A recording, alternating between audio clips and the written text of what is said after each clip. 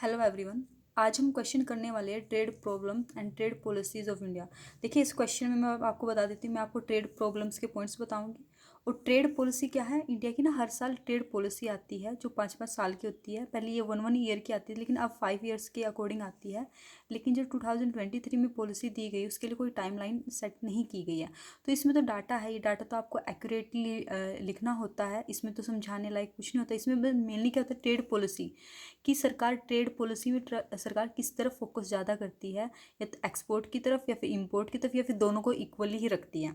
तो सबसे पहले हम ट्रेड प्रॉब्लम्स कर लेते हैं। इंडिया में मेन ट्रेड प्रॉब्लम्स क्या है। देखो, इंडिया में trade problem mainly export sector से रिलेटेड है। देखो, हमारे यहाँ के जो प्रोडक्ट है उनकी पुअर क्वालिटी इमेज है। जैसे आप सुनते हैं ना मेड इन इंडिया, तो बाहर वाले क्या सोचते हैं कि अच्छी क्वालिटी का नहीं होगा। नेक्स्ट है हाई कॉस्ट। हमारे यहाँ के प्रोडक्ट में हाई कॉस्ट आती है। जो चीज़ें हम यहाँ पर बनाते, क्योंकि यहाँ पर मेनली क्या है, लेबर्स ज़्यादा है, तो हाथों से सामान को बनाते हैं। तो हाथों से सामान को बनाने में कॉस्ट ज़्यादा आती है। तो हम जैसे उस चीज़ को बाहर एक्सपोर्ट करते हैं तो थोड़ी हाई कॉस्ट पे जाती है वो। तो बाहर वाले सोचते हैं कि ये चीज़ तो मशीन से बनी इतनी सस्ती और हाथ की बनी इतनी महंगी है, तो हाई कॉस्ट प्रोडक्ट हमारे मेड इन इंडिया माने जाते हैं। एक है अनरिलायबिलिटी। हमारे प्रोडक्ट्स को लेकर ना थोड़ी रिलायबिलिटी नहीं है, विश्वास नहीं होता है कस्टमर्स को कि अच्छा होगा, ये होगा, क्योंकि हमारी इमेज ही इस तरह की बनी हुई है बाहर। नेक्स्ट प्रॉब्लम है आपकी इंफ्रास्ट्रक्चर से। देखो, एक्सपोर्ट तो हमको बढ़ाना है, लेकिन उसके लिए इंफ्रास्ट्रक्चर क्या होता है, मेनली हमें अच्छी सड़कें चाहिए, अच्छा ट्रांसपोर्ट सिस्टम चाहिए, तभी तो हमारी एक्सपोर्ट बढ़ेगी।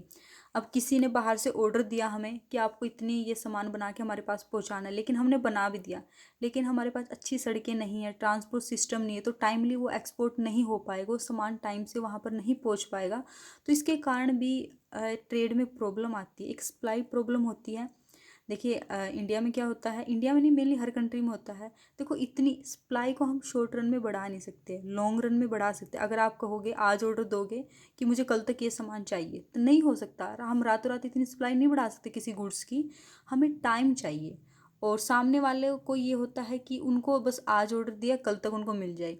सेम हम यही करते हैं। अगर हम किसी रेस्टोरेंट में जाते हैं तो हम कहते हैं कि भैया कितने टाइम में बना दोगे, तो भैया कहते हैं कि 30 to 45 मिनट्स लगेगी, तो हम कहते हैं भैया रहने दो, हमें नहीं खाना। क्योंकि टाइम शॉर्ट टर्म में आप सप्लाई को नहीं बढ़ा सकते, लॉन्ग टर्म में बढ़ा सकते। अब आती है ट्रेड पॉलिसीज़। मेन यही हमारा ट्रेड पॉलिसी, इंडिया किस तरह की ट्रेड पॉलिसी अडॉप्ट करता है।